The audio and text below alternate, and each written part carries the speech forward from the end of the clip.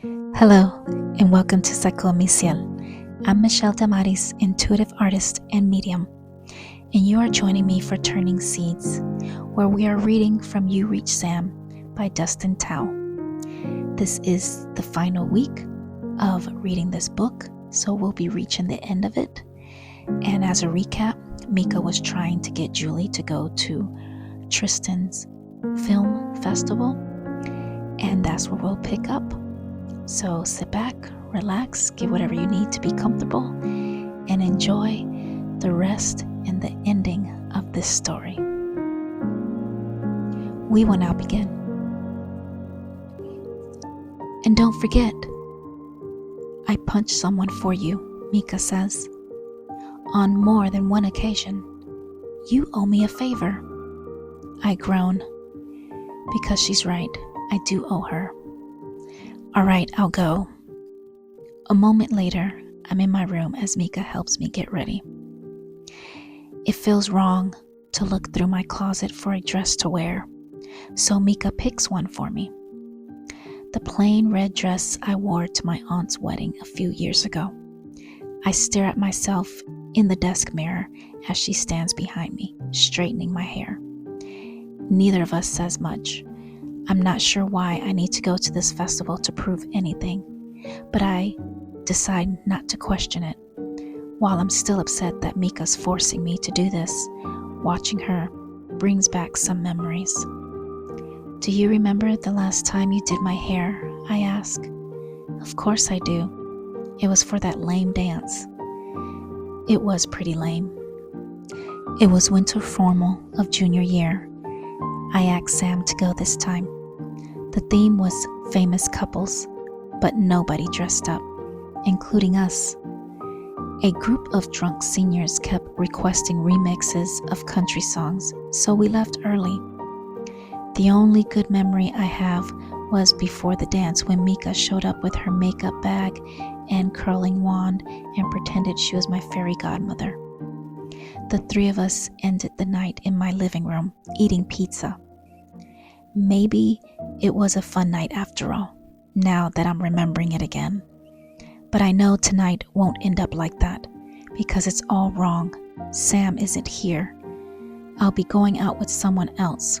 I don't understand why Mika's forcing me to do this. I stare at her in the mirror. Why am I the only one who thinks this is weird? I finally ask. You're not the only one, she says without looking at me. I think it's weird too. Then why are you making me do this? Mika runs a brush through my hair. Because Sam asks for this. It isn't often we get requests from people who've passed away, you know. I think it's important to honor it if we can. I never thought of it this way, maybe because I don't like to think of Sam as dead. The word alone sends chills through me. I don't know how Mika speaks about it so easily. I think back to Sam's picture on her living room cupboard. Is that a cultural thing? Always honoring the dead like that, I mean? You could say that, she says. It's also a family thing. A cousin thing, I mean. If you could do one last thing for him, why wouldn't you? I suppose. But I get it, she says, setting the brush down. It is a strange request, especially for you, but it's also a small one. I don't think he's asking for too much. I think about this, I guess you're right. Mika looks at me in the mirror, moving my hair behind my ears. And after last night, I think you need to do this for yourself. I drop my gaze, unable to meet her eyes. You can't hold on to Sam forever, Julie, she whispers. You had to let him move on too. This isn't good for you. And I don't know if it's good for him either. Once Mika finishes up my hair, I check my phone. It's 7:15. If I don't leave the house right now, I might miss Tristan's screening entirely. Mika helps me get dressed, and we hurry downstairs. You sure you don't want me to walk you there? Mika asks as we put our shoes on at the door. Her house is the opposite direction from the university where the festival is being held. I know she wants to make sure I go, but she shouldn't worry. I'm not going to back out this time. I'm going to keep my promise to Sam. After all, this needs to be my decision. I'll be fine, I say. You don't have to wait. I let Mika go home first so that she doesn't follow me there.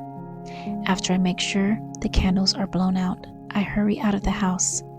As I'm locking the door, I spot Dan, our next door neighbor, crossing the lawn toward me, waving something in his hand.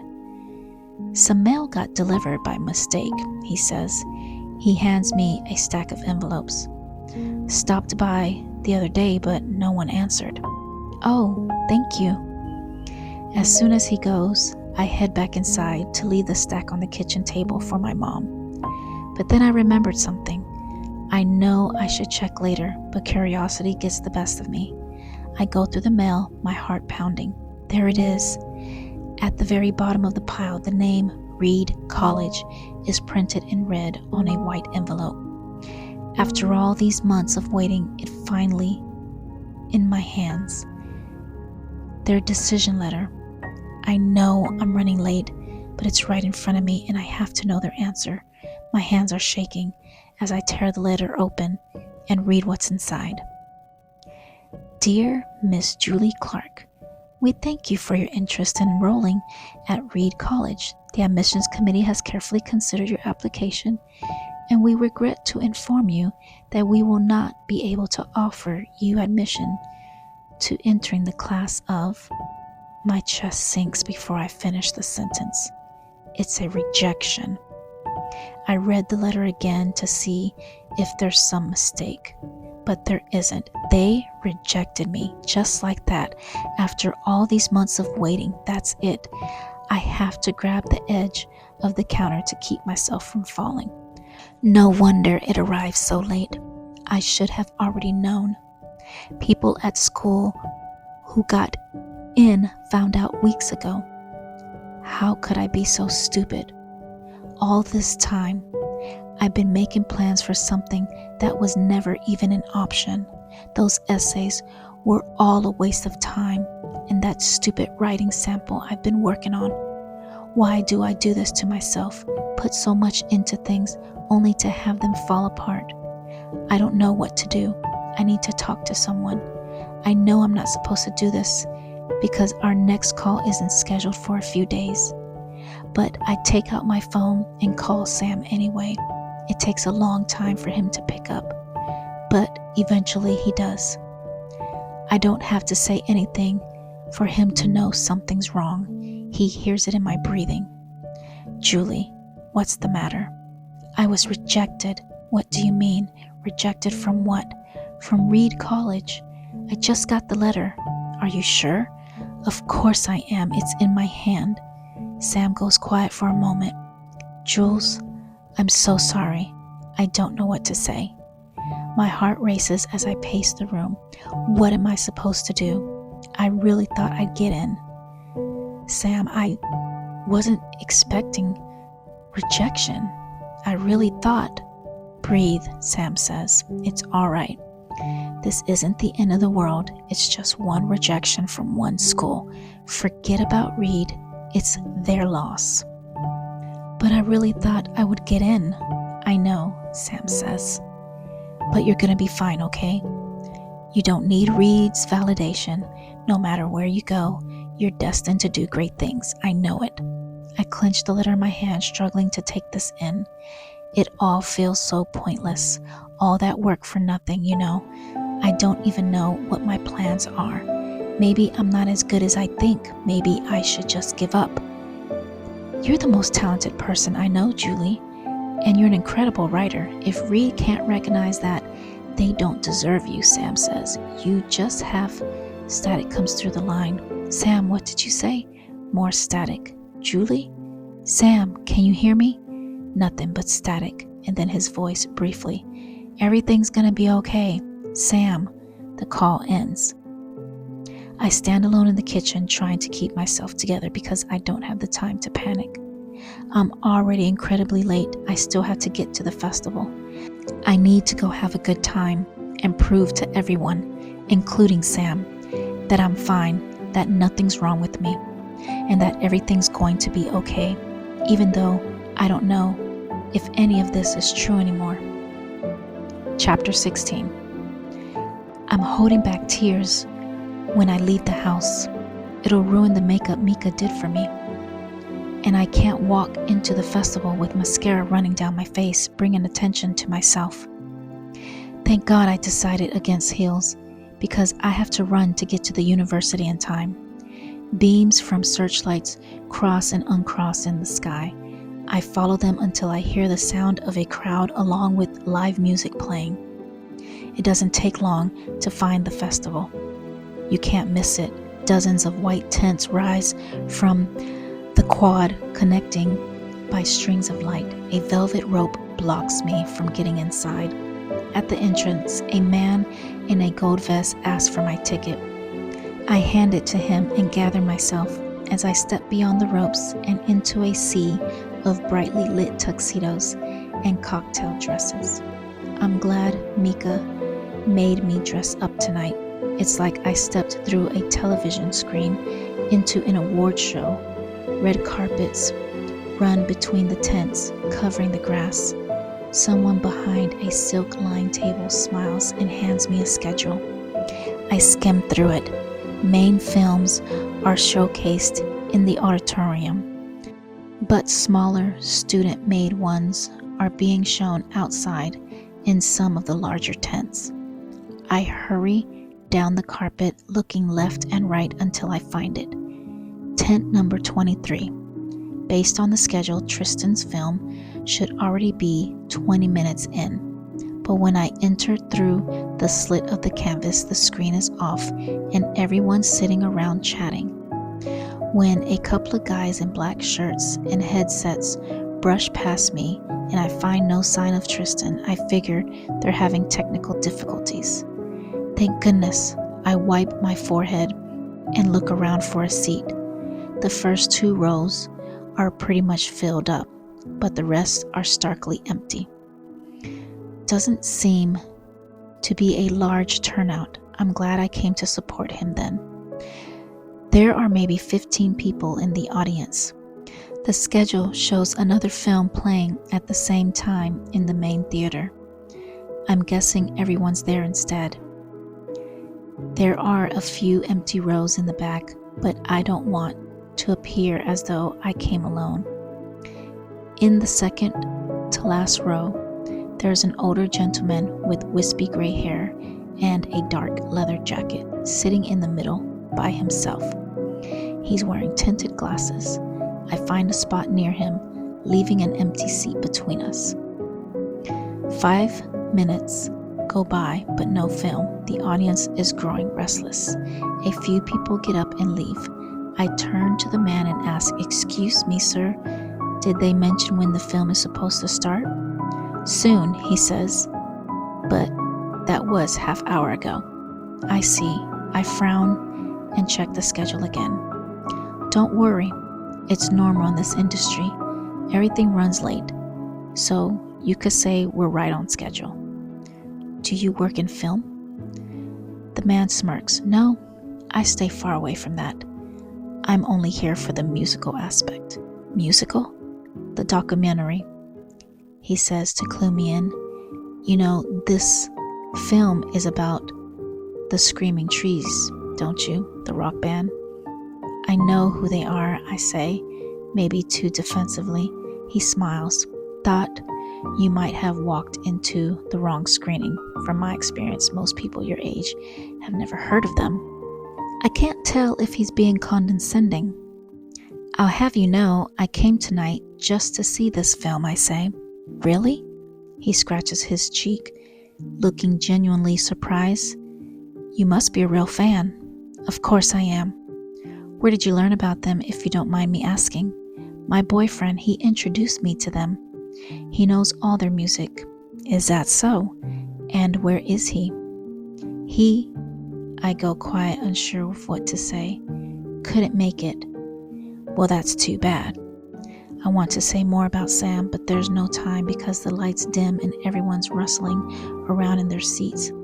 Facing forward, the tent goes quiet and I hold my breath as the film begins. The sound of an engine rumbles over a black screen as the film fades into an old town street view through the windshield of someone's car. A denim-sleeved hand hits the dial of the car stereo, turning on the music. The second I recognize the guitar playing, a static shock moves across my skin, sending goosebumps up my arm. It's the song Dollar Bill, a track from Sam's favorite album, the one we've waited in the rain for him to get signed. As the film changes to the next scene, I'm hit with another song that makes Sam swim in my mind again. And then another one. I knew I was there for a documentary on the screaming trees, but I wasn't prepared to listen to a curated playlist of the last 3 years of our lives. But there's something different about the songs. They seem to have been slowed down, distorted, and rearranged with electric instruments or something. Like brand new versions I've never heard before. Accompanying the music is a supercut of concert clips, home videos of the band, and television interviews of the members that flash across the screen. All of this overlaid with videos of rippling water and blinking traffic. Almost like two movies are being projected at once. At moments throughout, the lighting changes dramatically, intensifying to create gauzy dreamlike effects that make me squint a little. 20 minutes in, and I still don't know what the film is about. The scenes seem random and out of order, connected only through songs.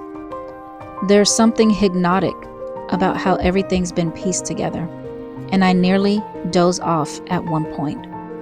When the music fades and the screen goes black, I wait for more, and then I hear clapping and realize it's over. Well, that was interesting, the man beside me says, as the lights come on. He stands and zips up his jacket. Glad I made the drive. I wonder if he's being sarcastic. I look around for Tristan. There's too many people standing and walking around, so I get up. As I scoot into the aisle to find him, I bump into someone else I don't expect. Mr. Lee, you're here? And so are you. He holds a glass of wine and is wearing his usual brown suede jacket, except with a purple flower in the front pocket. Exactly like the ones from the bouquets that decorate the tent. I didn't know you were coming, I say. I'm always there to support my employees, he nods, and toasts the air. We're family, after all. I smile at this. That's true. We are like a family. Tristan will be glad to see you. Have you had a chance to talk to him? I'm trying to find him now. He's been running all over the place trying to get things in order. Mr. Lee explains, looking around too. He might be networking in the next tent. Maybe I should check there, I say. Will I see you at the after party? Mr. Lee narrows his eyes. After party? Tristan never mentioned that. I press my lips together. Maybe I wasn't supposed to mention it either. I think it's for the filmmaker and invited guests, I say. Really? Will there be food? I think so. Mr. Lee sniffs the air. Seared duck, he says to himself. I think I shall go to this after party. Oh, I think you need a ticket. Mr. Lee gives me a mischievous look. I smile and whisper, I'll see you there. I let Mr. Lee go refill his glass of wine as I keep looking for Tristan, but it isn't for long because he finds me. My eyes widen. Tristan, look at you. Tristan straightens up, allowing me to take him in. He's wearing his tailored dark blue suit with satin lapels and a white silk shirt with 2 buttons intentionally left undone. His hair has been brushed back and styled in a way I've never seen him do before, and he smells pleasant with cologne. "You look incredible." "Oh my gosh, stop," he says, turning as red as the rose he holds in his right hand. "My mom made me wear this. She has impeccable taste. Tell her I said so." Tristan smiles. "So what do you think of the film?" "Oh, I'm still taking it in. I thought you said it was a documentary."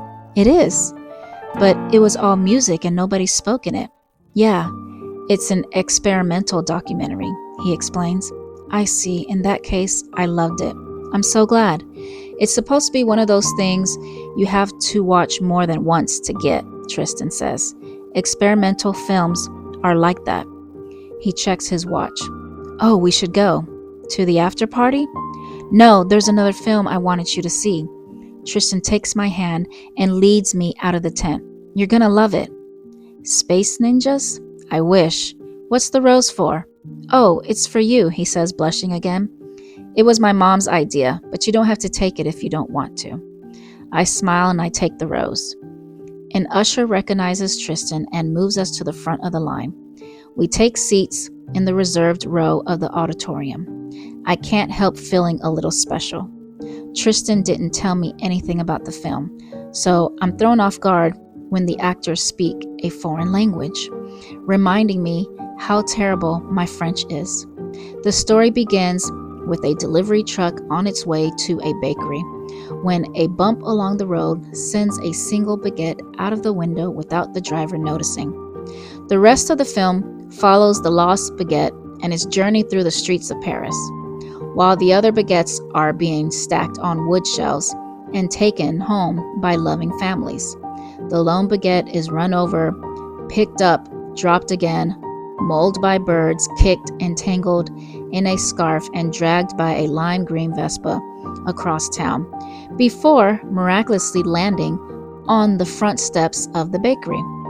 But before the baker can come outside to find it, it begins to rain, soaking the baguette and dissolving it into wet crumbs that wash down the street and into the drain.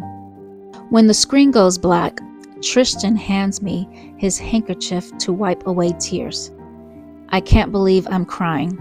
As silly as it sounds, I saw myself in that baguette, wanting nothing more than its safe return home. Is that why I'm hanging on to Sam? I want us to go back to the way things used to be. I glance around and see the entire audience is sobbing as well. I turn to Tristan. Why did you pick this to show me? I read about this film online and thought of you, he says. Did you like it? I mean, I did, but it's so heartbreaking. Exactly. I knew it would make you sad, just like you said you want from a film. When did I say that? The week we first met, he says. I asked you what kind of movies you liked, and you said the ones that make you cry. You said you want to cry in a way you've never cried before. Don't you remember? I think about it. It does sound like something I'd say. I thought about that a lot, Tristan says. I wondered why someone would want to intentionally experience that. I think I figured it out. You want to feel something meaningful and intense. You want to feel that thing in your heart and stomach. You want to be moved, to care about something, or fall in love, you know? And you want it to feel real and different and exciting. Tristan glances at the black screen, and I think this film does that. In its own way, it makes you cry over bread. You've never felt that before. It's original. It makes you feel alive. An usher comes in to clean and arrange the seats for the next screening. Tristan checks his watch again. Let's get going. There's one more I want you to see. We squeeze 2 short films in before the after party. One is a romantic comedy, and the other is more action-packed. Around 10 o'clock, we follow a crowd toward the main tent where the band's playing. Tristan ties a special wristband on me before we head inside. A champagne fountain bubbles beside silver trays of hors d'oeuvres. As 100 people or so stand around socializing. I see Mr. Lee found his way in. I spot him at a table with champagne and a roast duck. He smiles at me. I wink at him knowingly. The crowd is a bit overwhelming, but Tristan never leaves my side. I hold on to his rose as he walks me around the tent, introducing me to other filmmakers, writers, and college students from all over Washington. "Somebody wants to meet you," he says, pulling me toward the other side of the tent. I narrow my eyes. Who on earth wants to meet me? There's a man with a paisley tie standing near the corner of the tent, holding a glass of white wine. "This is Professor Guilford," Tristan introduces us.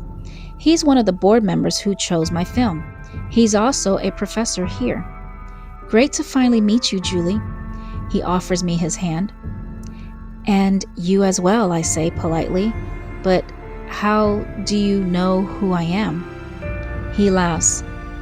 "You're Professor Clark's daughter, aren't you?" he asks. "She talks a great deal about you. Tells me you're a talented writer." "She's the best," Tristan chimes in. "I'm all right," I say, somewhat embarrassed. "You know, modesty is the sign of a true writer," says Professor Guilford. "Oh, she's the most modest person I know," Tristan adds. I nudge his arm. "Tristan." "Tristan says you're a senior. Do you know where you're heading to college yet?" I'm reminded of my rejection letter and suddenly wish I could disappear from the conversation. "Oh, I haven't decided yet," I managed to say casually, "but Central Washington is an option for me." I don't tell him it's my only option at the moment. "Oh, really?" "Really?" Tristan repeats. "It's affordable and my mom's here. That's really all I can think of." "Fantastic," Professor Guilford beams. "So I might have you as a student. I understand you like creative writing. Have you thought about writing for film and television?" "No, I haven't, but that does sound really interesting," I say. "I offer a screenwriting course every few years. It just so happened the next one will be in the fall." "Oh?" "It's typically reserved for upperclassmen," he says with a smirk. "But I made exceptions before." "Oh my God, that would be incredible," I say, almost with a gasp. "I never knew classes like that existed. What else do you teach?" Tristan leaves us to chat for a bit. We have an incredible conversation about some of the projects his students are working on. Apparently, many of them intern in writers' rooms at major television studios over the summers through his connections with industry members. I always thought opportunities like that were reserved for the sons and daughters of famous producers. It makes me feel hopeful about school. Maybe I could do it too. Maybe I don't need Reed after all. At the end of the conversation, Professor Guilford invites me to lunch with my mom in the next few weeks to talk about other creative opportunities. After we exchange emails, I go find Tristan to tell him everything. "Tristan, I'm so glad you introduced us," I say, still smiling. "Yeah, isn't he the best?" Tristan says, handing me a glass of sparkling cider. "I'm so happy you might go to school here. We could still hang out. That is, if you're not too cool to hang around, high schoolers. Maybe we can work on a project together." "That's such a great idea. We should." Then Tristan whispers. He nodded at me after the film.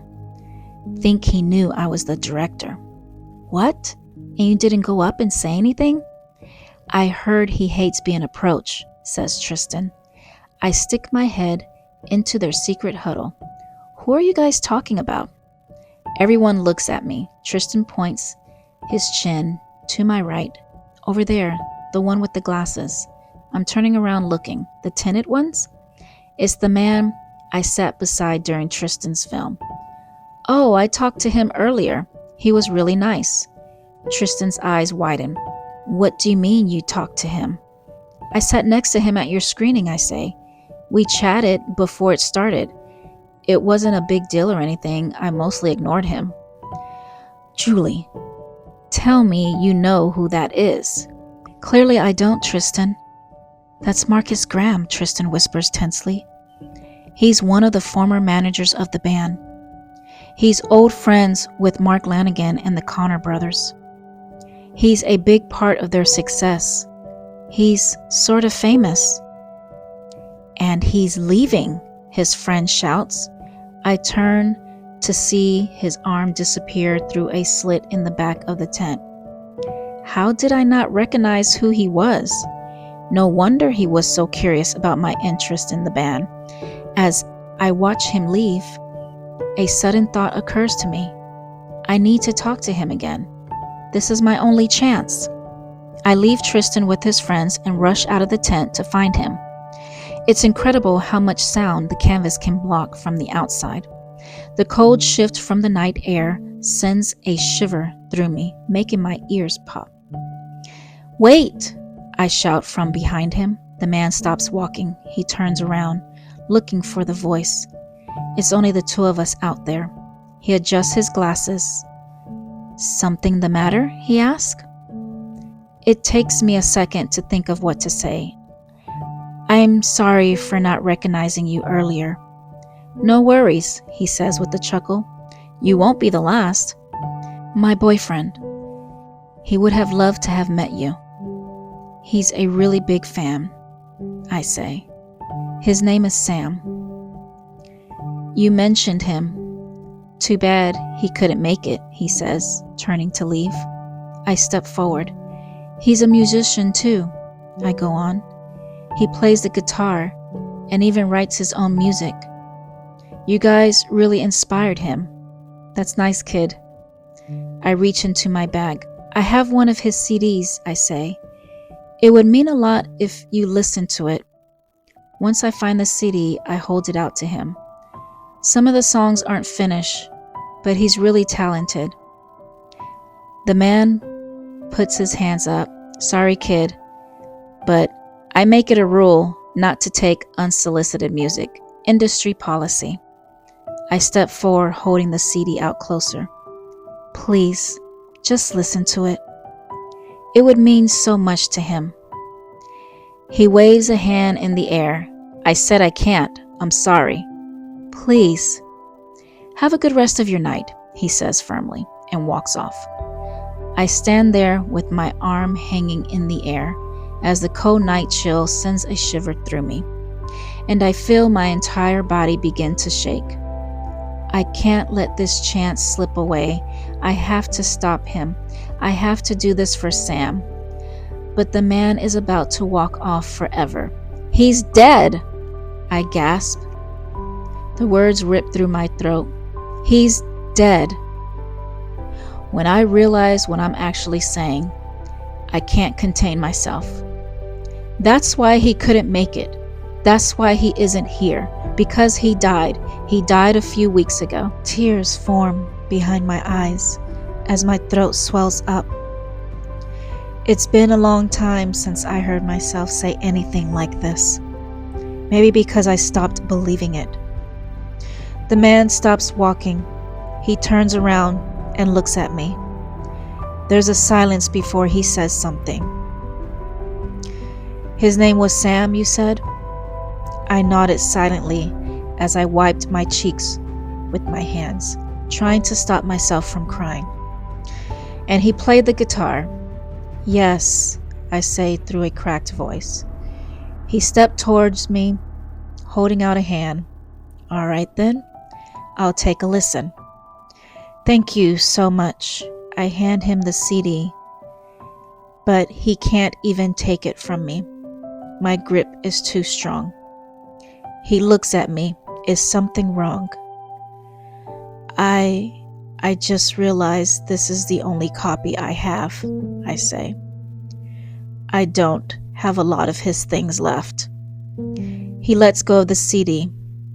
Tell you what, why don't you email it to me, he suggests. That way I won't lose it and I can respond. to you. He takes out his wallet and hands me his card. Take care now. I watch him disappear into the parking lot. I don't head back inside. The CD is clenched tightly in my hands. I couldn't even let it go. A stupid CD, just like the lantern. I wanted to let go of everything, but I can't even let go of this. How am I supposed to let go of Sam? There's something on the ground. I glance down. It's Tristan's rose. I didn't even notice. I dropped it. Chapter 17. The sound of a piano fills the room as I set the table. I smooth out the tablecloth, place down matching ceramic plates, and light a candle. Cardboard boxes are stacked side by side at my feet. I lift one to the counter as I continue unpacking. Silverware tied with twine, coffee mugs, and wooden spoons. At some point, the music changes without me noticing to Kiss the Rain by Yurima.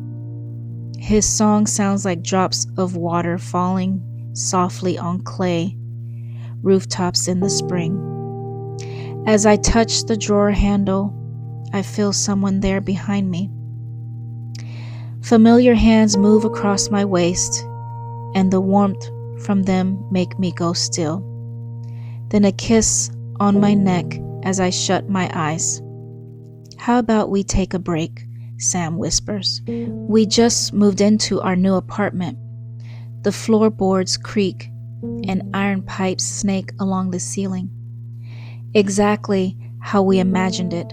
The place is unfurnished, a bit worn down, and in need of some renovations. But it's full of potential, just like us. I touch his hands. Sam, we've barely started, and there's so much left to do. Sam kisses me on the neck again. There's nothing wrong with taking our time. The music continues to play. Outside the windows is nothing but clouds and clouds, like we're suspended in the sky. I turn around and take him in, dark eyes, a shade lighter than his hair, slender lips that curve gently into a smile. I can't help myself. I bring my hands up to touch his face so I can remember every detail. I take in the contrast of our skin, his golden cheeks against my pale fingers. As I run a hand through his soft wisps of hair, he pulls me in for a longer kiss, and my mind erases everything else in the world except us. When Sam pulls away, he takes my hand. So what do you think of the place? I can't stop smiling. It's perfect. Sam looks around, his eyes bright with ideas. I know. Just needs a little work, that's all. Across the floor are boxes still waiting to be unpacked. In the tiny space that make up the kitchen, a kettle is simmering quietly on the stove beside a teapot. I note the warm smell of ginger and lemongrass. In an hour or so, I can make something for dinner. We'll pick up groceries because eating out is expensive, and we prefer a home-cooked meal anyway. The piano music skips suddenly, interrupting my thoughts. Then our record player cuts out. Sam looks at me frowning. I can fix that later. I let out a laugh as he pulls me to the other side of the apartment that makes up the living room. So this is the living room, he says, with a sweeping motion of his hand, bringing it to life. We can put a couch right here, and a little coffee table, and maybe a painting on the wall. I point at the other side of the room. Shouldn't the couch go there? Sam looks over, his brow furrowed. Even better, he says. I knew you had an eye for this. I watch as he circles the room, taking everything in, as he imagines our new home. We can put a desk here, against the wall, for you to write. I can build you a bookshelf, since you brought boxes of them. We can put it right there, And we'll need some plants. His excitement is contagious. I can't help seeing everything too. It's a blank canvas for us to paint over. A new beginning to our story. A chance to start the page fresh. Once we fix up the apartment, we'll look for jobs. We'll start saving some money. I'll focus on my writing and reapply to Reed College in the fall. Sam takes my hand and our fingers lace together. So you love it, right? More than you could know, I say, smiling at him. I glance around the room. I just want everything to be perfect, like we always planned. Sam kisses me on the cheek. You know, Jules, you can't always plan out every detail, though. There will always be things we can't prepare for, he says. You have to live in the moment sometimes. Let life surprise you. I don't say anything, I just take this in. Listen, Sam says, his eyes glistening. How about we go out tonight, somewhere with music? It doesn't have to be anywhere fancy. We'll get something small and share it. You know, find one of those places that gives out free bread. But we have so much unpacking to do, I remind him. Don't worry. We have all the time in the world for that. All the time in the world. The words echo through me as a breeze comes in through the window, rolling across my skin. I glance at the clock above the doorway. I didn't notice it there before. The hands are missing. Outside, there's still nothing but shimmering clouds. Now that I think about it, how long has the sun been setting out there? Is something wrong? Sam's voice pulls me back to him. I blink a few times. No, I don't think so. Then what do you say about going out? I purse my lips considering this. I guess it is our first night here. Maybe we should celebrate it. Perfect. As long as we get some unpacking done first, I add. Deal. Sam kisses me on the cheek again, and then picks a box off the floor. Where does this go? The bedroom, but it's fragile, so be careful. Careful is my middle name. I give him a look as he slow walks away, disappearing down the hallway. Once he's gone, I scan the living room again, deciding what to start next. There's a small box in the corner, illuminated by the light from the window. For some reason, it isn't marked like the others. Sam must have forgotten to label it. I bring it onto the counter and open it first. It's Sam's things, randomly thrown inside. I take out a few of his shirts and fold them on the table. There are other things in there too. A few records, some photographs, a bunch of birthday cards and letters, and something else that makes me go still. One of the bookends he gave me. I stare at it for a while. Along with his things, I set on the table. There's something familiar about having all of them together, like pieces of a puzzle. As I go through them again, the pieces come together, and the image hits me like a brick. This can't be possible, can it? There should be something else in this box. I don't have to look to know what it is. I reach inside, slowly, and take it out. Sam's denim jacket. I stare at it for a long time. This is in the same box I threw out weeks ago. As I stand there, running my hand over it, the record player suddenly comes to life, making me jump. A song comes on that wasn't playing before, something unfamiliar to me. When it starts to screech and rise in volume, I hurry over to unplug it. As soon as I lift the needle from the record, I sense the candles blow out behind me as the room goes silent. Sunlight fades from the windows, dimming the apartment. I turn around to see the table cleared. As I look around the room, the boxes have suddenly disappeared too, including the one with Sam's things. The apartment is empty. Where did everything go? Sam? I call his name a few times, but no answer. Is he still here? I head to the bedroom to look for him. The hallway is somehow longer than I remember and seems to extend farther and farther as I walk. For some reason, there's no doors on either side. Only one at the very end of the hall is covered with stickers, just like the one Sam has on his bedroom door at home. I touch the knob, taking a deep breath before I turn it. A couple leaves roll into the hallway as I opened it, followed by a familiar breeze. Tall grass bends beneath my shoes as I step outside and find myself standing in the middle of the fields. I breathe in the air, taking in the scent of barley. There's something different about this place. The sky is overcast, and I sense a strange vibration moving under me. A strong wind bends the top of the grasses, nearly breaking them. There are no sounds of crickets, only a growing rumble coming from somewhere deep inside the earth. As more clouds roll in, I feel the first sprinkling of rain on my skin. In the distance, high above the line of mountains, lightning flashes. A storm is coming, and it appears I'll have to face it alone. Sam isn't here anymore. Maybe he never was.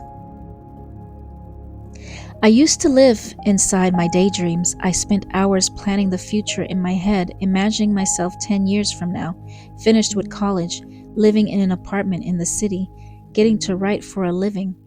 I imagined the details of the rest of my day, the appliances I would have in the kitchen, the titles of short stories I would publish, the places I would travel, who would be there with me. But then you get rejections in the mail, lose that person who meant everything to you, and find yourself back at the beginning with nowhere to go. I try not to daydream anymore. It only tricks me with images of Sam, filling me with the possibility that we can still be together, that there's a future for us, until reality comes in like a storm to blow everything away. Sam is never coming back, but somehow I keep on waiting for him. I'm not sure how many calls we have left, but the number is winding down. I spent the morning looking through the log of phone calls I've been keeping, remembering our conversations, trying to make sense of things.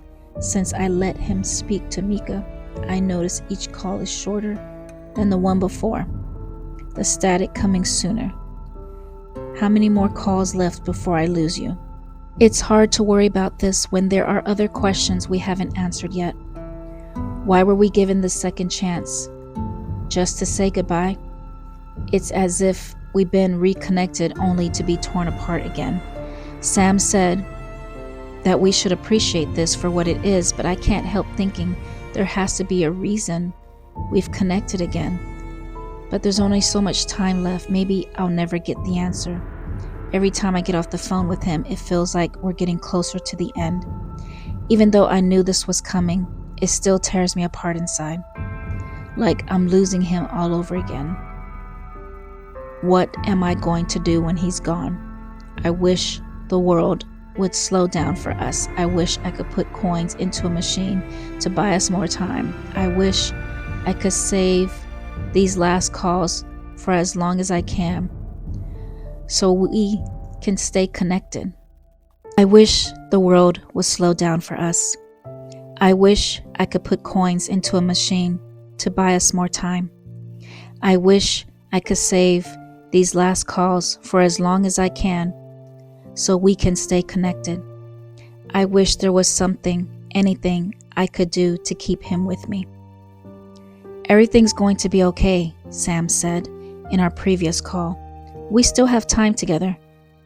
I'm not going anywhere until we say goodbye, all right? But what if I'll never be ready? Don't say that, Julie. You have a whole life ahead of you. There's so much to look forward to, and you're destined to do great things, I know it. And what about you? I'll be okay too. You don't have to worry. His answers are always vague. I learn not to push him on telling me more. I know he has his reasons. Promise me one thing, I said before the call ended. What's that? That no matter what, this won't be the end of us, that we'll be connected again someday. A silence. Promise me, Sam. I asked again. I'm sorry, Jules, but I can't promise you that as much as I want to. It was the answer I expected, but it still fills me with emptiness. So you're saying after our goodbye, it's really going to end, and I'll never be able to speak to you again. Don't think of it like that, Sam said. It's just a different beginning, especially for you, and you're gonna have a lot of them. And you? Where will you go after? To be honest, I don't really know. I'm sure I'll be fine though. At the very least, I can promise you that. So don't worry, okay? And the static comes as if on cue. I think it's time to go soon. I squeeze the phone. Where are you now? I can't say I'm sorry. Can you at least tell me what you see? I asked. Sam took a moment to answer. Fields. Endless fields. Rain drizzled down the windshield as we drive up the interstate towards Seattle. As we cross Lacey V. Morrow Memorial Bridge, which floats over Lake Washington, the view of the mountains fade behind us, replaced by concrete high-rises that cluster along ocean blue water. I wasn't planning on coming back here anytime soon. I was hoping to stay in bed all weekend, watching TV shows on my laptop. A trip out to the waterfront was Yuki's idea. She wanted to see it one more time before we graduate, and she has to fly back to Japan. When Yuki first asked if I would come with her, I said I couldn't. I've been keeping to myself more lately. Since the film festival 2 weeks ago, I haven't had much of a yearning for social interaction. But then Rachel caught the flu on Thursday, and I picture Yuki taking the bus alone and getting lost downtown, and I felt a pang of guilt. So I decided to go with her. When I told her yesterday at lunch, Oliver invited himself along, offering to drive. He even convinced Jay to ditch his weekly environmental club meeting and go with us. I keep my earbuds in as I stare out the car window. Maybe some time away from Ellensburg is what I need after all. There isn't too much traffic this Saturday morning, so we arrive early to grab breakfast on the pier. Once the rain stops, the four of us take a stroll along the waterfront, pausing at the occasional souvenir stand, looking for our names on keychains, while the others head farther into the arcade stands of Pike Place Market. I take a break from the touristy attractions and find a bench away from the crowds to get some space alone. A merchant vessel cruises along the harbor, sending little waves against the rocks as I stare out at the river. It's a chilly afternoon on the pier in downtown Seattle. I breathe in the brisk salt air and let it out slowly. It's been a while since I smelt the ocean. It's strange to be back here after a long time away. I forgot how lonely the water can make you feel just by looking at it. I wish Sam was here with us. The world feels quiet without him in it. It's been more than a week since we last spoke to each other. If only I could call him up for a moment, just to hear his voice, know he's still there. Maybe then I might enjoy this trip instead of thinking about him every second. I keep my phone in my lap, checking it from time to time. It reminds me we're still connected, even when we can't hear each other. I wonder if our signal works outside of Ellensburg.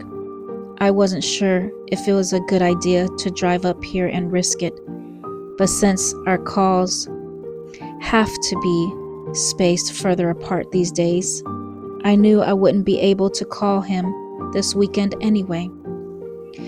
It's only a few days, after all. I should at least try to have a good time and spend time with others. But It's so much harder than I thought it would be. After a while, someone approaches the bench. Can I join you? I look up at Yuki. She is holding a composable tray with 2 coffees.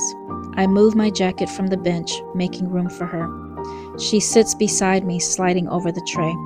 The coffee is warm in my hands. Thank you, but you didn't have to get me something. I think it's the least I can do, Yuki says, staring out at the water. For making you come all the way out here with us. She looks at me. You don't seem to be enjoying the trip. I stare at my phone, feeling guilty. I'm sure she isn't the only one who noticed. Sorry, I'm not in the best mood, I say, but I'm glad I came out here with you guys. I just have a lot on my mind. What are you thinking about? I let out a breath. The same things, I answer. We stare out at the water again. A few seagulls cry overhead. After some silence, Yuki asks, Do you still have those nightmares? I think about the crystal I still keep with me. It's tucked safely inside the pocket of my bag. I never leave the house without it. Actually, I don't anymore. I think what you gave me got rid of them. I'm glad it helped. I take a sip of the coffee, letting it warm my throat. I can't tell Yuki what's really bothering me. How I keep imagining a future with Sam still in it, though I know these calls won't last forever. I can't seem to let go of our connection, even though it's already breaking. I keep thinking about what Mika said to me the night of the festival about holding on to Sam. This isn't good for you, and I don't know if it's good for him either. I replay the conversation in my head. What exactly does she mean by that? Am I hurting Sam by holding on for as long as I can? Am I keeping him from something? As much as I love him, I don't want to force him to stay longer, especially if he needs to move on, wherever that is. This is his choice too. After all, it was him who picked up my call in the first place. After a while, I turned to Yuki. Remember what you said about my dreams? The ones about Sam, I mean? How I should seek the opposite to find balance or something? Yuki nods. I remember. I thought about it, I say, staring down at my phone again, holding it tight. I think it's obvious what it means now. It means I have to stop thinking about him, that I have to let him go and move on with my life. I let out a deep breath. I wish it was easier for me. Yuki looks away as if taking this in. After a moment, she says, You know, I don't think you could let Sam go, even if you really wanted to. What do you mean? I guess what I mean is, Sam is still very much part of your life, isn't he? She says. He might be physically gone, but you will always carry a piece of him with you. I know your time with Sam was much shorter than you wanted it to be, but that time together isn't something you can give back. Letting go isn't about forgetting. It's balancing moving forward with life and looking back from time to time, remembering the people in it. I stare out at the water again, thinking, if only she understood how different it is for me. I'm the only one who will have to lose him twice. Yuki touches my hand. I know this is still hard for you, but I'm glad you decided to come today. I'm glad we're spending time together again. I smiled. I'm glad too.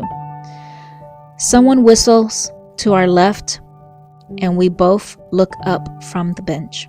Jay and Oliver are standing against the rail of the boardwalk holding churros. The two of them have been inseparable lately. I sense some sparks between them. Oliver waves at us. We got churros. Come back up, Jay shouts over. There are sea lions. Yuki and I exchange smirks. You know, I really like those two together, Yuki says. I really do too. As the sky finally clears, we spend the rest of the day on the waterfront.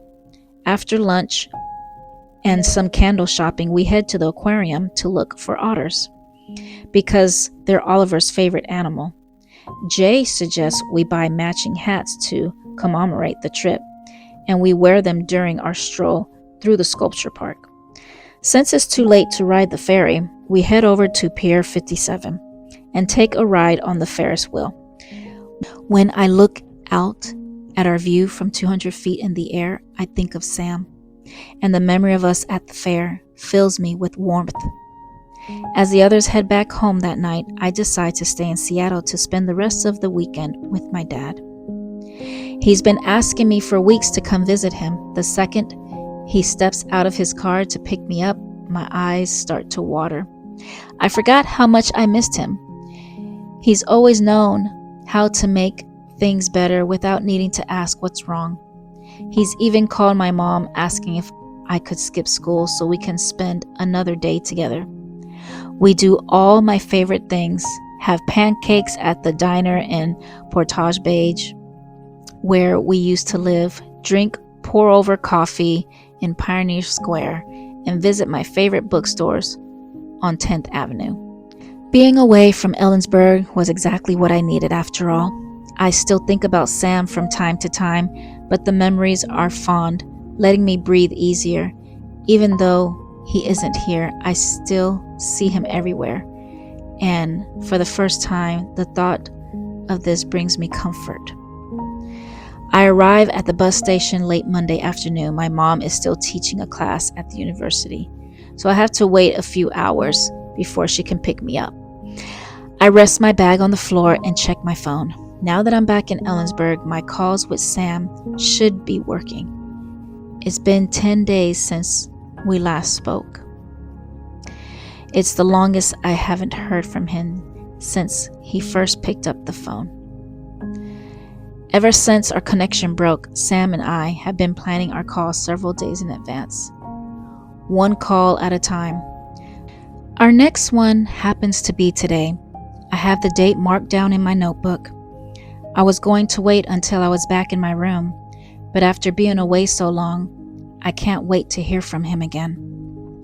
There's a new notification on my phone, an email from a name that sounds familiar. I open the email and read it first. Dear Julie, apologies it took so long to get back to you. Spent the morning listening to the songs you sent me. I have to be honest with you. A few of the tracks were fantastic. Sam was a talented musician. He really knew his way around a melody. That's a gift that's hard to come by. And I wouldn't say that if it wasn't true. He was really something special. Again, I'm sorry to hear what happened. A very sad loss. Anyway, I went ahead and forwarded your email to Gary and a few others from the band, since I know you two were big fans. Hope you don't mind. I'll let you know if they get back to me. They're gonna love knowing you all came from the same hometown. Hope things stay well. Feel free to reach out anytime. Take care, Marcus. I barely contain a gasp as I read the email over again. Marcus Graham, the manager of the Screaming Trees, the man I met at Tristan's screening. I never really expected a response when I wrote to him after the festival. I can't believe he remembers me. More importantly, he loved Sam's music. He said he was talented. I have to call Sam. I have to tell him right now. My hands shake with excitement as I make the call. As usual, I hold my breath when the phone begins to ring. It takes a while, but he eventually answers. It feels like it's been forever, Sam says. I missed you. His voice fills me with warmth, like sunlight streaming into a room. I missed you too, I say. You won't believe what just happened. Do you remember Marcus Graham, the manager of the Screaming Trees? Sure, what about him? I met him at the film festival a few weeks ago. I sent him some of your music. He just emailed me back. I have to read this to you. I read him the email. My voice rises at the parts where Marcus says he loved his songs, how talented he said Sam was, and how he forwarded everything to the others in the band. Can you believe it, Sam? He said he sent it to Gary, That must mean he sent it to Mark, too. What if they're listening to it right now? Oh my God, what if they're talking about you? I wonder what songs they like best. Sam is quiet as he takes this in. What do you think? Say something.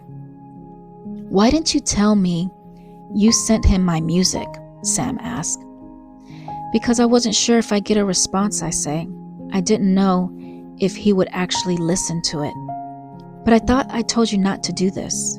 I go quiet for a moment, surprised by his response. It's not like I went looking for him. It sort of happened in the moment. Why are you mad at me? Sam, it's the screaming trees. Marcus Graham said It doesn't matter what he said, Sam interrupts me. Why are you still doing this, Julie? We talked about this. And yet you're still holding on to my music and my life when I told you there's no point anymore. Why can't you accept the fact that what, you're dead? A silence. I swallow hard, waiting for his response. When I sense there isn't going to be one, I continue, my voice sharper. I have accepted it. I accepted it a while ago. It doesn't seem that way, Sam says. It seems like you're stuck on this idea that I might be coming back or something. Ever since we started talking again, it's like you can't seem to let me go anymore. And I'm just worried. You don't have anything to worry about, I say back, suddenly furious. And let me remind you, you're the one who picked up the phone in the first place. Well, maybe I shouldn't have. A shock goes through me. His words silence the both of us. I stand there completely still, the phone clenched tightly in my hand. I can't believe he would say that. I want to say something back, but nothing comes out. I'm sorry. I don't mean that. Please don't. Sam starts. I hang up the phone before he can finish, because I don't care to hear an apology. I stare down at the pavement, barely processing what just happened between us. Tears form behind my eyes, and I refuse to cry. Not right now. I want to go home. I don't want to wait at the bus station anymore. I grab my bag from the floor, but before I head off, the phone vibrates in my hand. And then it starts ringing, even though I have it on silent. The last time this happened, it was Sam calling, but we agreed he shouldn't call again, because if I don't pick up, it would end the connection. I check the screen. The number is unknown, just like last time, so I answer it. What do you want? I ask. There's a brief silence before Sam answers. As soon as he does, I notice a pain in his voice. I'm sorry, he says, but I think I need your help. Sam, what's wrong? He lets out a breath. I don't know how to explain it, he says, but it has something to do with my family. I have this bad feeling in my chest. I've never felt it before. Have you heard from them lately? An ache of guilt in my chest returns because I haven't spoken to them since Sam died.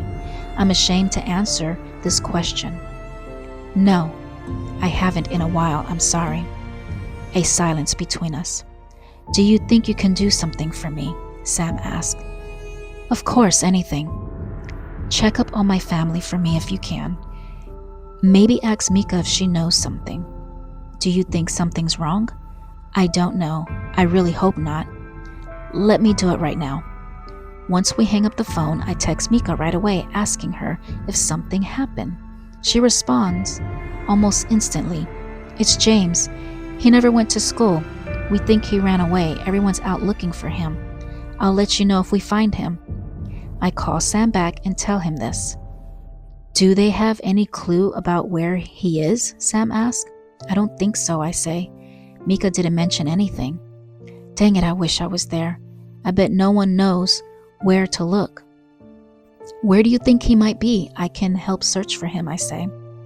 It could be a dozen places. We'll check every single one. Let me think. His voice is strained. It's gonna be okay, Sam. We're gonna find him. I write down locations Sam recalls on a piece of paper and text Mika again. She takes her dad's car to come pick me up, and we go searching for James. Mika and I divide the list of places in half, based on their proximity to each other. Since I'm taking the north side of the town, Mika drops me off near the theater, and I go running. I check the comic store, the drive-in, the donut shop, and everything in between. When I realize he isn't in town, I run to the lake to see if he's there, but there's no sign of him. So I keep going. It's a long jog to Memorial Hill, but I have to check. This one isn't on Sam's list of places. I had this feeling James might be there, sitting with him. Once I reach the gates and make my way up the hill, I'm disappointed to find out I'm wrong. I check the list again. The last few places Sam named are a bit out of the way. They are locations around old neighborhood where they used to live. One of them is a small park where they used to ride their bikes after school. I don't know what the chances of James being there are, but I leave Memorial Hill and head for it anyway. It takes me a while to figure out where the park is located. I've never been to this part of town before. I have to stop and ask people on the sidewalk for directions. When I finally find it, tucked away at the end of the cul-de-sac, I spot a familiar green jacket hanging over a bench. The second I spot James sitting alone on a swing set staring at the ground, I stop short to catch my breath. I haven't spoken with him since Sam's death. I don't even know what to say as I approached him at the swings. Although I'm still catching my breath from the run, I keep my voice soft as I lower myself to him. "Hey there, James," I say. "Everyone's been looking for you, you know. You had us all worried." James doesn't look at me. He keeps his gaze on the ground. "They're going to be glad to hear you're not hurt," I continue. "What are you doing all the way out here?" James says nothing. I'm suddenly reminded of that night at the fair when he wouldn't speak to me. It was the last time the three of us were together, wasn't it? I guess it's been much longer since I've seen James than I remember. I soften my voice again. "How about you and I head on home, all right?" "No. Your parents are really worried," I start. "I don't want to go home," he shouts back. "Is something wrong? You can tell me." I'm sure this has something to do with Sam, but I don't know how to approach the conversation. I can't imagine what it feels like to lose a brother. This is a kind of pain I'll never understand. I try to take James' hand, but he pulls it away. "Leave me alone," he says, clenching his arms. "I'm not going home. Get away from me." It pains me to hear him talk this way. I wish I could make things better. "Can you at least tell me why you ran away?" I ask. James says nothing. "Is it because of Sam?" I whisper. "Because he's not there?" "No," James says, shaking his head. "Because he hates me." "Why would you think that? Of course Sam doesn't hate you." "Yes, he does. He told me." "When did Sam tell you that?" James drops his face in his hands, trying to hide his tears from me. "When I went into his room and broke his microphone, he said he hated me." I touch his shoulder and say, "James, listen to me. Sometimes people say that when they're mad, but they don't mean it. Sam doesn't hate you." "But he stopped talking to me," he cries. "He was ignoring me right before he died." My heart breaks from hearing this. I wipe my eyes and take James by the hands. "Sam loves you, okay? Brothers fight all the time and say things they don't mean. If Sam was here, he would tell you this himself." James wipes his tears with his sleeve. "You don't know that. Why do you even care? You don't even like me." "Of course I do. How could you say that? You don't care about us. You only liked Sam. You only came to see him."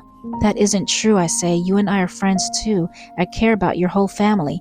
"That's a lie. Because when Sam died, you never came over and you never talked to us again. It's like you died too." A sharp pain stabs me through the chest as the weight of this hits me. I can barely fight back the tears. I open my mouth and find myself unable to speak. I should have come by and checked up on his family after Sam died. I never thought about what James must be going through. I'm sorry, James. I shouldn't have left you like that. I should have tried."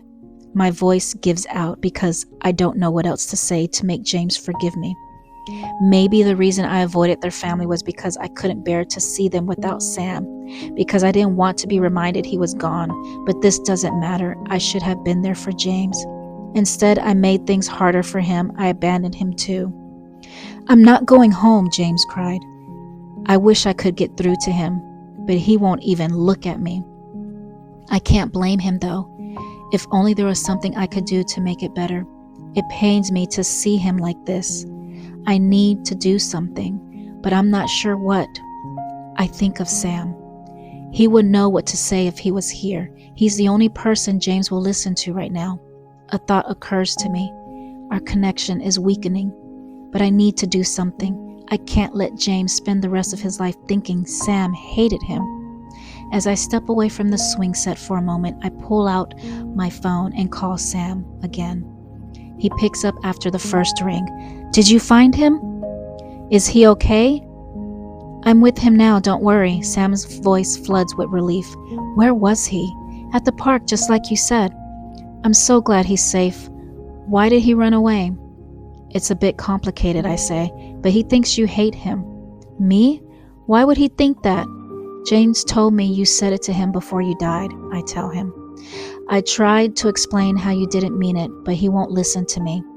I'm not sure what else I can say, but I'll make sure he gets home safe and everything." "Thank you," Sam says, "for finding him." "Of course," I say. Then I look back at the swings, "But I need a favor from you now." "What is it?" "I want you to talk to James," I say. "Julie," Sam starts. "I want you to do this for me, okay? Please, before this call ends. He needs you." A brief silence as he considers this. "But our calls are weak as it is. This could really harm our connection," Sam warns me. "Are you sure?" I take a deep breath. I'm sure. James is staring at the ground as I approach him again. I kneel down to him, holding out my phone. "Listen, James, there's someone I want you to talk to, okay?" He looks at me. "My parents?" I shake my head. "Why don't you see for yourself? Here." James puts the phone to his ear, listening. I know the moment he hears Sam's voice because his eyes widen as if he's making sense of it. After a minute on the phone, when James starts weeping into his shirt, I know. He realizes it's truly Sam, and the two of them are suddenly reconnected. I stand back quietly, giving them this brief, unexplainable moment together. I catch a few things from their conversation. They talk about being strong for their mom, about taking care of the family while Sam's gone, about how much Sam loves him. But since our connection is breaking, the call doesn't last too long. When James hands the phone back to me, Sam and I only have a few seconds to speak. "Thank you for this," he says, "but I have to go now." "I understand," I say, and then the call ends, just like that. James and I hold hands as we leave the park together. I text Sam's mom for the first time in a while, letting her know I found James and that we're on our way back. When Sam's house rises into view, his mom is there standing at the driveway waiting for us. Her face breaks into a smile when she spots us, as if we haven't seen each other in years. When she puts her arms around me, we hug each other tight. I don't know which one of us starts crying first. Sam's mom takes James by his other hand as we walk inside the house to greet his dad. After I help set the table, the four of us sit down together for dinner for the first time in what feels like too long. Chapter 18. I have a lot of time to myself these days. Time to think and process and catch up with the rest of the world. Ever since my last call with Sam, I don't find myself waiting by the phone anymore. Instead, I'm spending more time with my friends and focusing on school again. I finished up my final essay for Mr. Gill's class and am set to graduate. I also found time to work on my writing sample, even though I won't be submitting it anywhere soon. Who cares if no one else reads it right now? I find peace in writing something for myself for once. Peace in remembering those moments make me feel connected to Sam, especially when our calls are broken. Those memories of us are something I'll always have, even after he's gone. I only wish he had a chance to read it. But I try not to think like this, though. I'm thankful for this temporary hole in the universe that we found ourselves floating through these last few months together. It's hard to believe graduation isn't a few days away. I still don't know what my plans are after. Since I'm lacking options, it's as though I no longer have a say in the matter. Like things are being decided for me. I'm not used to this feeling. I like the idea of making plans, looking ahead, and seeing what's in front of me. But every time I do, life seems to get derailed. Sam always told me to be more spontaneous and let things be a surprise. He never warned me that surprises are not always good things. That's something I had to learn on my own. Sam and I have one phone call left. This will be our final call, the last time I ever get to talk to him. I'll have to say goodbye this time. Sam said this is the only way to end our connection and let us both move on. The call will take place the night of graduation and will only last a few minutes, and according to Sam, the call should be made before midnight. Otherwise, we might lose our chance. A part of me wishes I could save this call for as long as I can, but I have to be strong for both of us. It's been a few weeks since we last spoke on the phone. It still pains me to be away from him for so long, like he's moving further away from me with each day. But at least there's been one silver lining from our distance. My mother and I have connected again.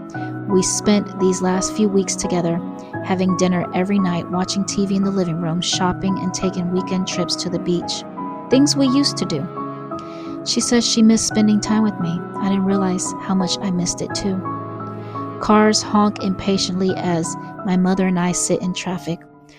We are on our way to the outlet mall in search of a graduation dress. Evergreen trees rise from the side of the road. We've been stuck on the highway for almost an hour. My mother has her meditation podcast on low volume as I stare out the window, watching clouds. My mother glances over at me. She's in her yoga clothes, even though she didn't have her class this morning. She says it helps her focus while driving. So, have you looked at the course catalog for Central yet? She asked. They get filled pretty quickly. I skimmed through it. Looks like they have a writing course in the spring. You must be excited. Over the moon. No cliches in the car, your own rules. I let out a breath. I'm sorry, but it's hard to be positive when you didn't get in anywhere else.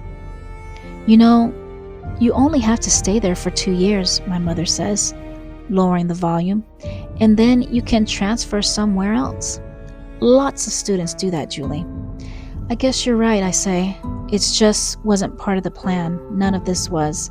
Getting rejected from Reed, having to stay in Ellensburg, losing Sam. Plans don't always work out how we expect them to. I'm learning that, I say, resting my head against the window. Don't put too much effort into things. You'll only end up being disappointed. That's a bit pessimistic, my mother says. Sure, life ends up more complicated than we want, but you figure it out, I sigh. You'd think at least one thing would work out, though, I say. Sometimes I wish I could skip a few years into the future to see where I end up, so I don't waste all this time planning things out, only to have none of it go right. That's not a way to live life, my mother says, her hands gripping the wheel. Always worrying about what comes next instead of living in the moment. I see this in a lot of my students, and I'm seeing it in you. She looks at me. You're living ahead of yourself, Julie, making decisions and wanting things done only to set up the future. What's so wrong with that? Life will pass right by you, she says, her eyes focused on the road. and you end up missing the little things, the moments you don't think matter, but they do. Moments that make you forget about everything else. Just like with your writing, she adds out of nowhere. You don't write to get to the end. You write because you enjoy doing it. You write and you don't want it to end. Does that make some sense? I guess so. I think about this. But what if I don't like the moment I'm living in? When we finally pull into the parking lot, my mother shuts off the car and leans back in her seat. Her fingers tap against the wheel. Is there anything else on your mind? She asks after some silence. You know you can always talk to me. I stare out the window again. It's been a while since I opened up to her about what's really going on in my life. Maybe it's time I change that. It's Sam, I tell her. I'm still thinking about him, about how he won't get to finish school or graduate with us, you know.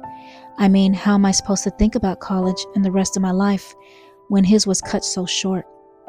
I know it's not good for me, but I keep wishing he was still here. My mother turns to me and runs a hand through my hair. I do too, she said softly.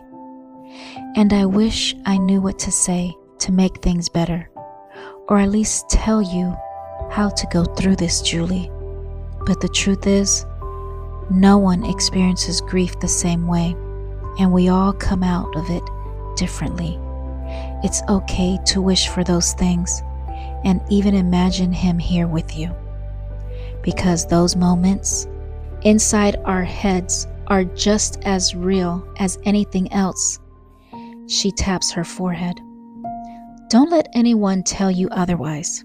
I look at her, my head slightly tilted, wondering what she means.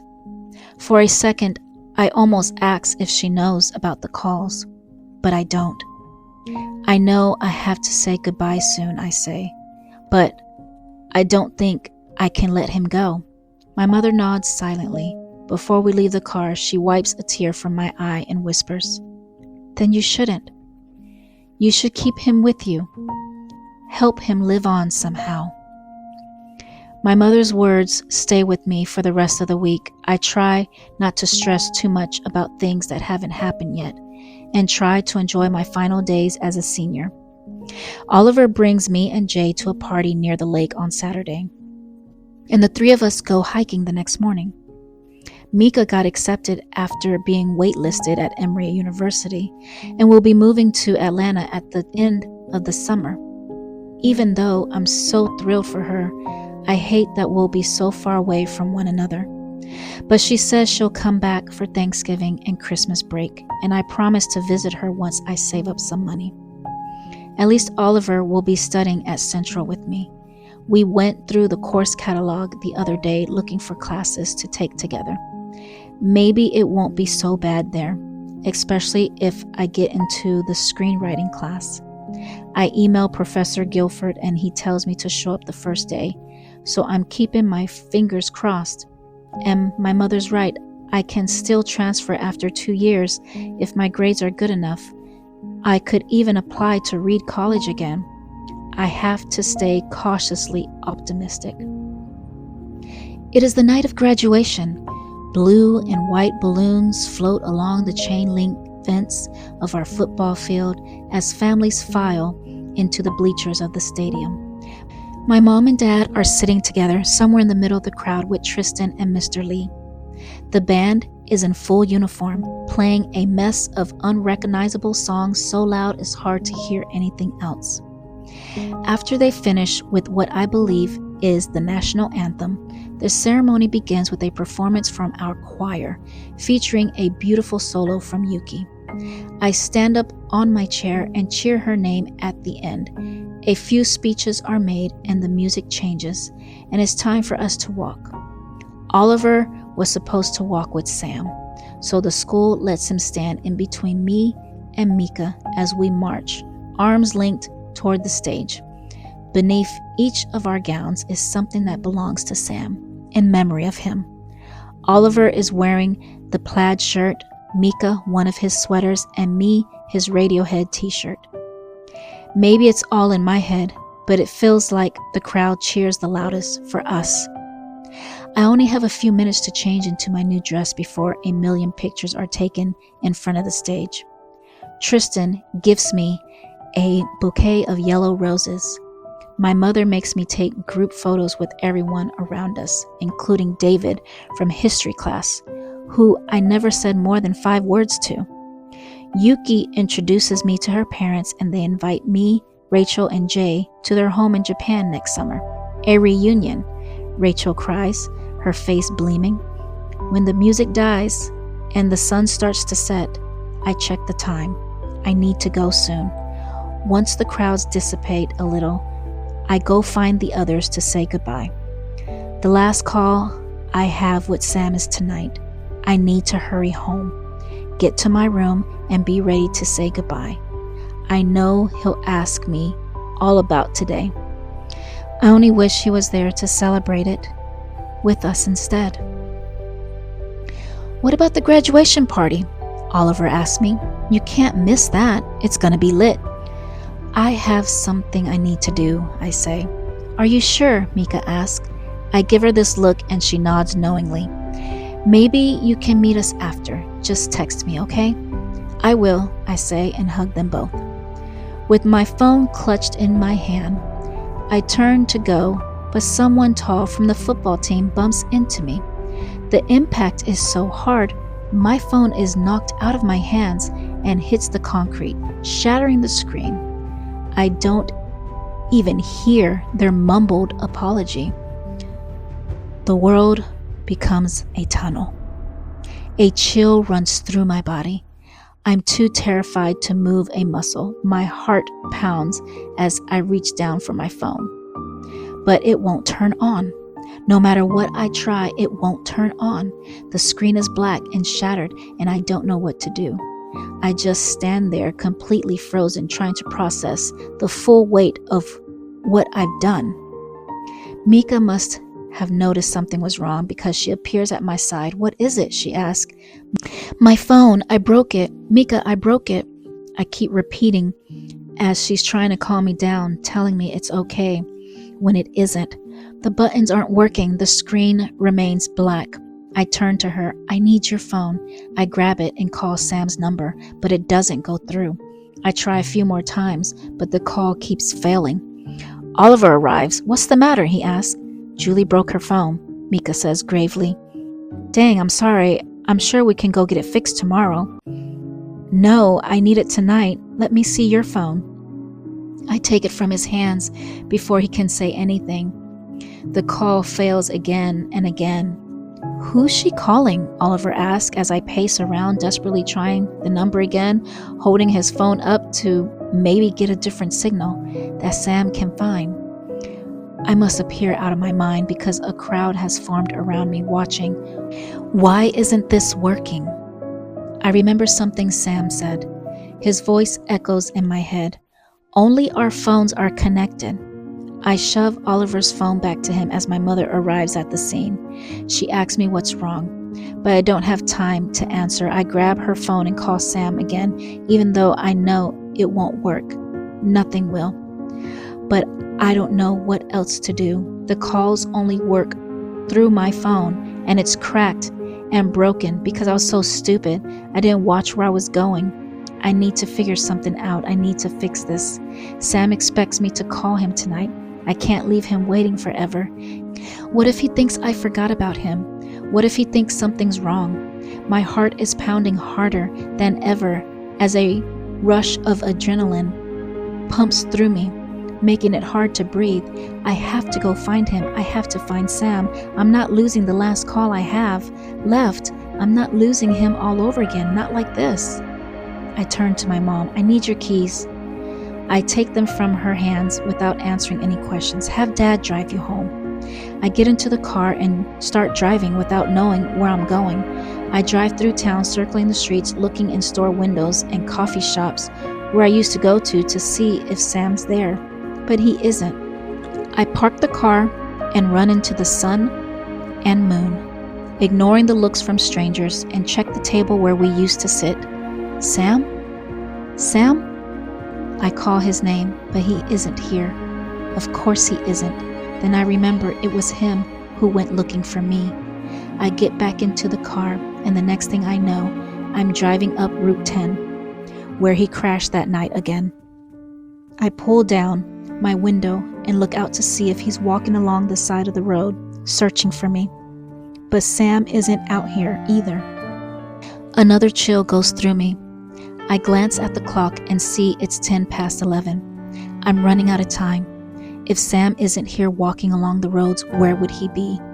Where is he going? I remember something else. During one of our phone calls, I asked him what he saw. Fields, endless fields. Of course, I turn the car around at once and take the next exit toward the field where he brought me. I took the shorter road Jay found and reached the path in no time. As soon as I get out of the car, I am swallowed in darkness. My heart is pounding, and I can barely see a thing as I race up the path towards the fields. Tree branches reach over my head like thin hands. For a moment, I think about turning back to the car, but I push forward. Sam is waiting for me somewhere out here. I can't let him down. Where are you, Sam? Why can't I reach you? Something pulses in my pocket. When I feel a warmth, I reach inside to check. The selenite, the crystal Yuki gave me, that I carry everywhere, it's glowing. I hold it out in front of me and let its light illuminate my path, banishing the darkness. I can feel its energy radiating through me and into the air. I raise the crystal to the sky and see the moon lower itself toward me, granting me more light. I see everything now. The fields have never looked clearer than they do in this moment. And then it started snowing. In the middle of May, I look around wondering what's going on. As the snow falls on my hair and shoulders, I realize it isn't snow at all. It's petals. It's raining cherry blossom petals. This must mean he's close. I know you're here, Sam. I can feel you because you're everywhere. You were back in the coffee shop, there at the lake, somewhere waiting in these fields. All this time I've been wondering why we've been given this second chance, but maybe we're always connected, even after you're gone, because I can never completely lose you. You're a part of me now. You're everywhere I look, falling from the sky like petals. I reached the fields and wade through the barley, calling out his name, searching for him.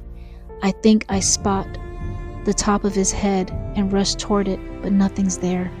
I think I catch his scent of pine, of cologne, but I can't grab a hold of it. I keep running up and down and through the fields until my legs are trembling. I run until I'm so exhausted. The next thing I know, I've collapsed in the grass, trying to catch my breath. I don't think Sam's here anymore. I'm beginning to doubt he ever was. What's wrong with me? Why did I come here? I checked the time again. 12:35 a.m. Already past midnight. My heart stops. It's too late now. I lost him. The petals have vanished. After everything Sam's done for me, I broke our promise. He asked me to call him one last time to say goodbye, and I let him down. What if he waits for me forever? What if he needed me to say goodbye to move on? I take out my broken phone and try to turn it on. Nothing. I'm so devastated and disappointed with myself and terrified of what I've done. I hold my phone up and talk to him anyway. If we're always connected, maybe there's still a chance. Sam, I start. I can't hear you, but maybe you can still hear me. I'm sorry I couldn't get to you in time. I know you wanted us to say goodbye. I'm sorry I ruined everything again. Please don't wait for me, okay? You can go. You don't have to wait. You can move on now. My voice cracks. I'm going to miss you so much, but I want to tell you one last thing. I take a deep breath, fighting back tears. You're wrong about something. You did leave your mark on the world, Sam. You left a mark on me. You changed my life, and I'll never forget you, okay? We're a part of each other. Do you hear me? Sam? My voice gives out. Why can't I call you with another phone? Why is it only through mine? I hear his voice again. It echoes in my head. Only our phones are connected. I think about this, about our connection, about it being between the two of us. Only our phones. I repeat the words over and over in my head until it hits me like a bolt of lightning. My heart jolts. Of course. Why didn't I think of this before? As soon as it hits me, I get up and leave the fields, hurrying back to my car. The drive back is a blur in my mind. The next thing I know, I'm parked in front of Sam's driveway, racing toward his house. The key under the mailbox is still there. I unlock the door and hurry inside. Thank God no one else is home. His family is spending the week with his grandparents, so I don't have to be quiet as I rush into his room and go through his things. I rummage through the dozen boxes, tearing through plastic bags until I find it. The box of Sam's things they found at the crash site that night. Inside the box are his wallet, ID, keychain, and cell phone. Exactly what I was looking for. I take his phone, switch out our SIM cards, and turn it on. The light from the screen blinds me for a few seconds. It's 1:43 a.m.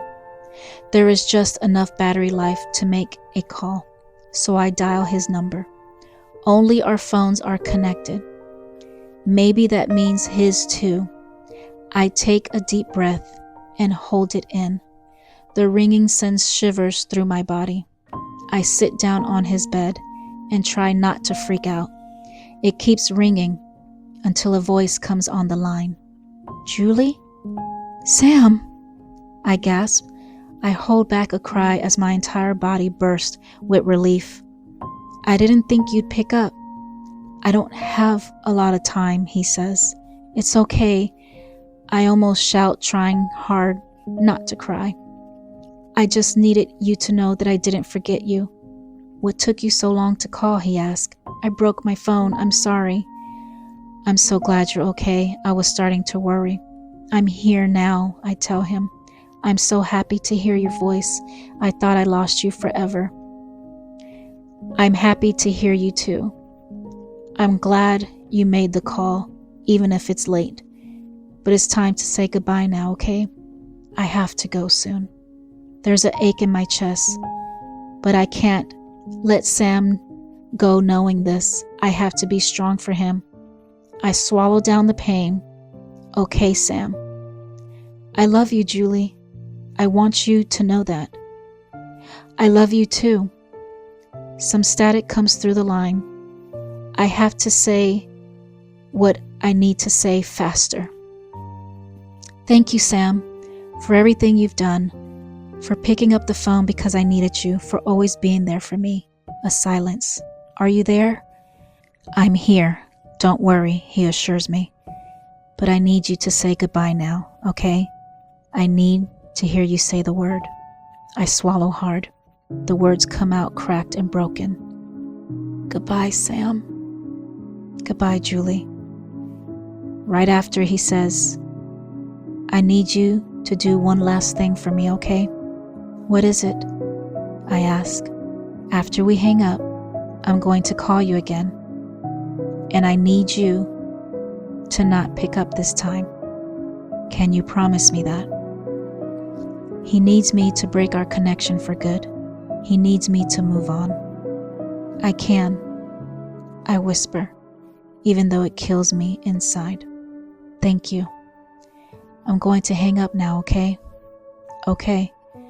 I'm glad we were able to speak one last time, Sam says, even if it was just for a few seconds. Me too, I tell him. But the call has already ended. My body goes numb as I sit on his bed in silence waiting for the call. And then the phone rings. The number is unknown, but I know it's him. I squeeze the phone tight, wanting to pick it up so badly, desperate to hear his voice again, but I can't do that to him. I made a promise. So I let it ring. I let it keep ringing until it stops and the screen turns black, and I'm all alone in the room again. My heart shatters and sinks into a pit of my stomach. I set the phone down and curl up on Sam's bed, letting myself cry.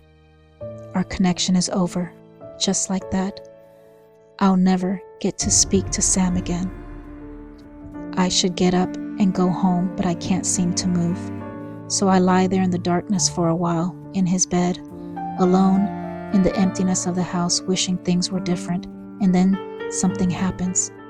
A chime goes off from somewhere in the room, followed by a blinking light. I lift myself up from the bed to see what it is. Sam's phone. I grabbed it and it turned on. 100 notifications filled the screen. I go through them and see text messages and missed calls from Mika, my mother, and everyone else who couldn't reach me these past few months. Here they are, flooding back to me right after I ended my last call with Sam. Like the phone's been reconnected to the world, like everything is moving again. There's a new voicemail, one dated from tonight, but the number is unknown. I listen to it immediately. Sam's voice comes through the phone. Hey, so I'm not so sure if I should do this or if it will even work. I probably should have said this to you over the phone, but we ran out of time. Or maybe the truth is I was scared you would think of me differently. That is, if you knew why I picked up the phone that first time. He pauses. Before we hung up, you said something that made me feel a bit guilty. You said I picked up your call that night because you needed me. I guess part of that is true, but that isn't the reason I answered. A long pause. The truth is, I picked up because I needed you. I needed to hear your voice again, Julie, because I wanted to make sure you didn't forget me. You see, I took you to all those places like the field, to see the stars that night, so that you always remember, so that whenever you look up at the sky at night, you think of me, because I didn't want to let you go yet. I never wanted to say goodbye, Jules. And I never wanted you to either. That's why I stayed as long as I could. So don't blame yourself for anything. It was me that was keeping you from your life. Maybe it was a bit selfish of me, but I was just so scared you forget. I realize now I made it a lot harder for you to move on, and I hope you forgive me for that. Sam pauses again. Remember back in the fields when I asked what you wanted, if you could have anything? Well, I wanted those things too, Jules. I wanted to be there with you. I want to graduate with you guys. I want to move out of Ellensburg and live with you and grow old together, but I can't. Another pause. But you still can. You still can have all those things, Julie, because you deserve them, and you deserve to fall in love 12 times because you are kind and beautiful, and who wouldn't fall in love with you? You're one of the best things to ever happen to me. And when I think about my life, I think of you in it. You are my entire world, Julie, and one day maybe I'll only be a small piece of yours. I hope you keep that peace. Static comes through the line. I love you more than you could ever know, Julie. I'll never forget the time we had together. So please don't forget me, okay? Try to think of me from time to time, even if it's only for a moment. It would mean so much to me, you have no idea. A long pause followed by static. I should go now. Thank you for not picking up the phone this time. Goodbye, Julie. The voicemail ends. I listen to the message again. I listen to it on the way home and several more times before I fall asleep. I listen to it the next morning when Mika comes over and I replay it for her. I listen to it again that night and the day after that. I listen to it on the days I miss Sam most and want to hear his voice again. I listen to his voicemail until I have memorized it and I don't need to play it anymore. Epilogue. But I still think about him. I think about him throughout my first week in college, when I'm walking under the cherry blossoms. I think about him whenever I'm in town, grabbing coffee at the Sun and Moon. I think about him when I'm on the phone with Mika and we talk for hours. I think about him after an awkward blind date Oliver sets me up with. I think about him after a better first date with someone from my English class. I think about him after I finish writing our story and submitting it to a writing contest. I think of him when I win an honorable mention and it gets published online. I think about him when I visit his house for Sunday dinners with James and his family. I think about him on my last day in Ellensburg as I get ready to move to the city where we plan to live together. And I think about him whenever I close my eyes and see us together again, lying out there in the fields. This concludes the book of You Reach Sam by Dustin Thao. Thank you for joining me for this 4-week journey, learning about the life of Sam and Julie and their friends and family, and this wonderful story of love, loss. Join me next time on Turning Seeds for a new book in August.